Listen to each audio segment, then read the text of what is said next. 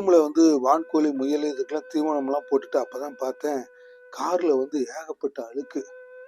இந்த காரை வச்சு எங்கெங்கே போனோம், எங்கெங்கே ரவுண்ட் அடிக்கிறோம். ஸோ நம்ம காரையும் வந்து நம்ம கவனிக்க வேண்டியது நம்ம பொறுப்பு. அது இல்லாமல் இப்போ அடிக்கிற வெயிலுக்கு வெளியில எங்கேயும் சுத்தவும் முடியல. சில நாட்களில் சில சூழ்நிலையில் வந்து பார்த்தீங்கன்னா நம்ம கார் ரொம்ப நாளாக அப்படியே விட்டு வச்சுருவோம். வெளியிலே எடுக்க மாட்டோம், ஸ்டார்ட் பண்ணி விட மாட்டோம். அந்த மாதிரி சமயத்தில் வந்து காருலாம் வந்து மேலெல்லாம் பயங்கர அழுக்காயிரும்.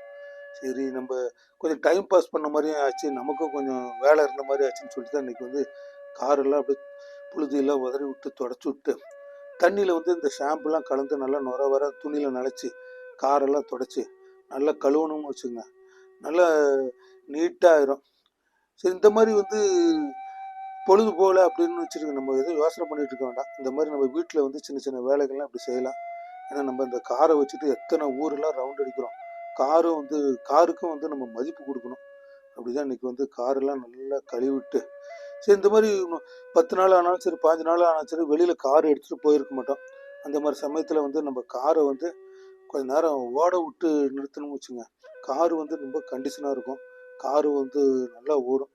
அப்படிதான் இன்னைக்கு வந்து நல்லா கழுவிட்டு கார் ஓப்பன் பண்ணி நல்லா வந்து ஒரு 10 நிமிஷம் அப்படியே ஸ்பீடாக நல்லா ஓட விட்டேன். சரின்னு சொல்லிட்டு ஓட விட்டு அப்படியே வீட்டுக்குள்ளே கிளம்பிட்டோம்.